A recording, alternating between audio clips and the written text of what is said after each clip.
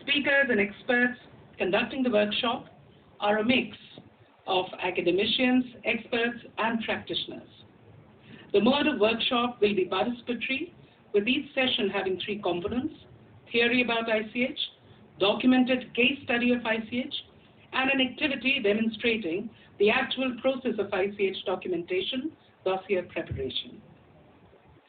Participants of the workshop are a mix of professionals, students, and researchers and community stakeholders, and we hope to create a format for ICH awareness among communities across the length and breadth of India.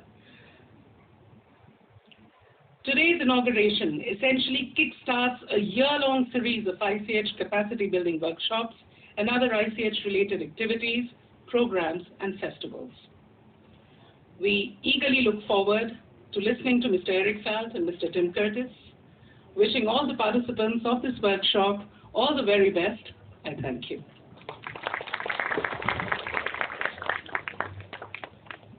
Thank you, Madam. Ladies and gentlemen, since May 2018, Mr. Eric Falt has served as the Director and UNESCO representative for the UNESCO New Delhi office, which covers Bangladesh, Bhutan, India, Nepal, the Maldives, and Sri Lanka. May I now request Mr. Eric Falt, Director, New Delhi Cluster Office, to kindly address the audience. Thank you very much. Dear Lily, dear friends, it really gives me great pleasure to be with all of you today for this celebration of the inscription of the Durga Puja on the representative list of the Intangible Cultural Heritage of humanity. This is very important, I think, to bring together all of the stakeholders and different groups who are involved in such nominations. And I think today in this workshop in particular is a wonderful example of the way things should be done. So big congratulations to you, Lily, to the Ministry of Culture, and the many others who have been involved. It's not too late also to congratulate you for the election indeed on the committee, which is going to be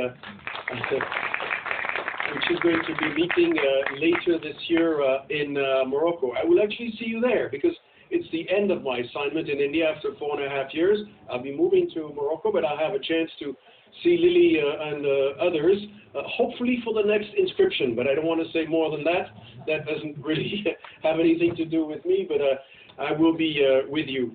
Over the last 4.5 years, I think we have seen how the visibility of intangible cultural heritage has risen, thanks to the efforts of the Ministry of Culture, but also all of the stakeholders. That's really my main message today, is that the convention, the 2003 Convention on Intangible Cultural Heritage, perhaps more than any other UNESCO convention, is about bringing communities to the fore with the help of all concerned.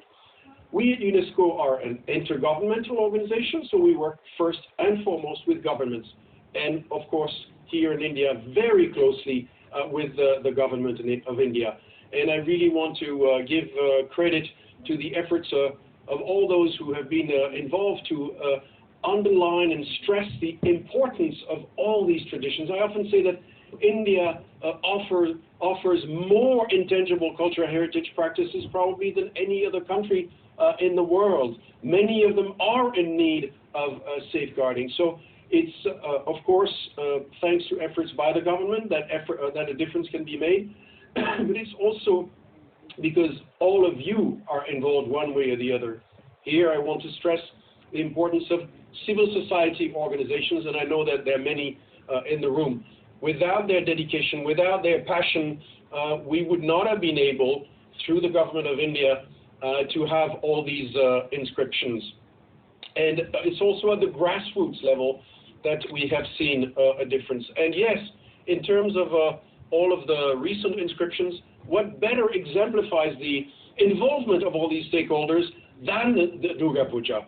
Durga Puja is celebrated at all levels, at the very grassroots level, and by many other people. It's a wonderful celebration, and we are at UNESCO very proud that it was recently inscribed. So thank you again for organizing this celebration here in New Delhi. it's important to have others involved, and here I want to mention that I'm grateful also to all of the other partners who have worked with us in the past few years to raise the importance and visibility of intangible cultural heritage. As you may know, we have worked, for instance, with the tourism industry, which I think needs to be better cognizant and aware of the difference it can make to show tourists not just monuments, the UNESCO World Heritage Sites, but also give them a flavor, introduce them to what are all these amazing intangible cultural heritage practices that India offers. Often tourists don't have a chance to be exposed to this. And in this regard, I want to mention the partnership that we created with IHCL, the Taj group of hotels and other hotels, with whom we have started to showcase ICH practices around the country.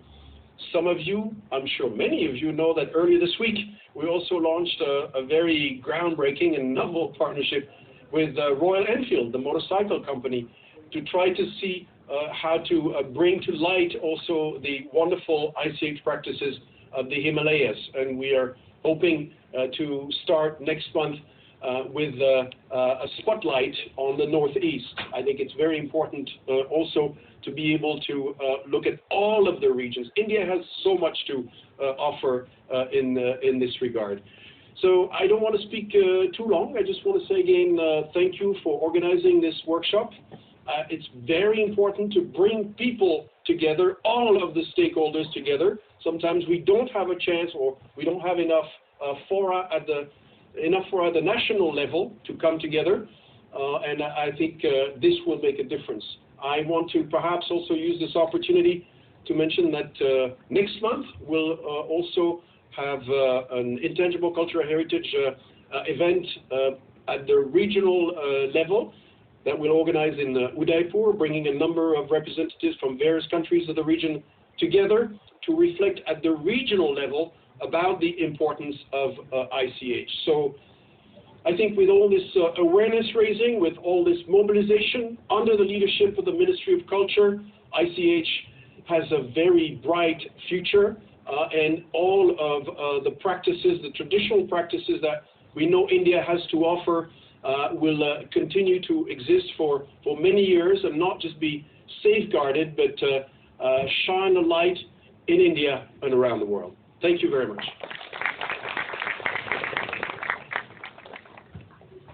Thank you, Mr. Paul.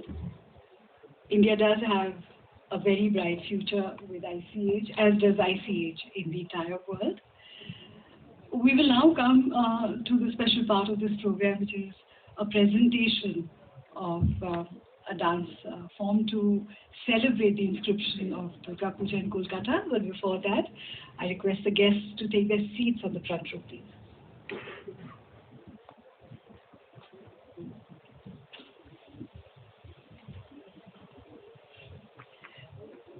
So as we celebrate with great pride the inscription of Durga Puja in Kolkata, India now proudly has 14 elements on the representative list of ICH of humanity. We need just a few moments to change our setup. Kindly bear with us. And then I'll hand you over to the artists who are going to introduce this program to you.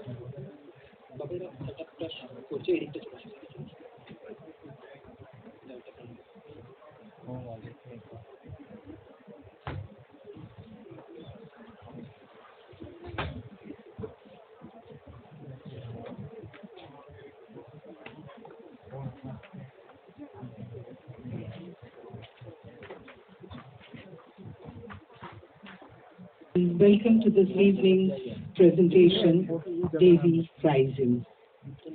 Ya Devi Sarvabhuteshu Matrirupena Samsita.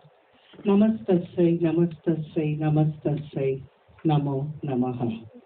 Utsav in Bengal is synonymous with Durga Puja. From end September, the white fields of Kash flowers and the clear blue skies of Sharad send out their invitation to Bengal's most celebrated daughter, who visits her earthly abode just once in the year. Her homecoming is not just a festival, it is a celebration of our traditions, our customs, and our culture. Amidst the soft caress of the autumn breeze and the mesmerizing fragrance of the shiuli flowers, Devi Ma enters in all her resplendent glory. Her visit is not just a celebration, and this celebration is accompanied by the sounds of the dhak. And these sounds of the dhak also capture the many moods of the Devi: frenzied, calm, plaintive, and nostalgic. Durga is not just the mother goddess. She is the symbol of Shakti.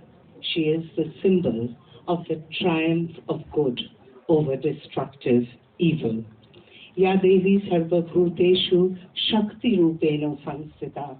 Namastasai, Namastasai, Namastasai, Namo Namaha.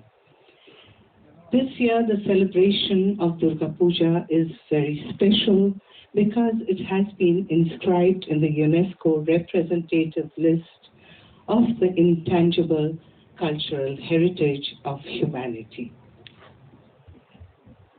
The traditional craftspersons, the traditional artisans, and the traditional designers all come together to create the ambience where we can welcome the Devi. But it is a festival which everyone enjoys irrespective of their cultural, social, or religious beliefs. Folk music, performing our traditions, delicacies from Bengal's rich culinary repertoire add to the dynamism of the festival. Durga Puja, as I've already said, is not just a celebration. It signifies an overwhelming wave of devotion which carries with it the devotees and the revelers alike. As we get ready this year to worship Durgati Nashini, the remover of all evil, let us pray for peace and brotherhood in this world. Ya Devi Sarvabhuteshu Shanti Rupena Samstita. Namastasai, Namastasai, Namastasai, Namo Namaha. Ladies and gentlemen, we present Devi Rising, choreographed by Sharmila Bishash.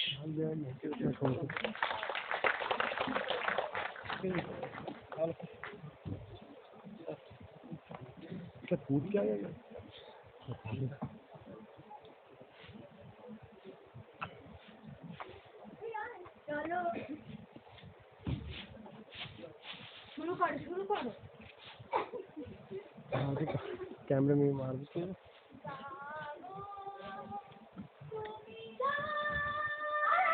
है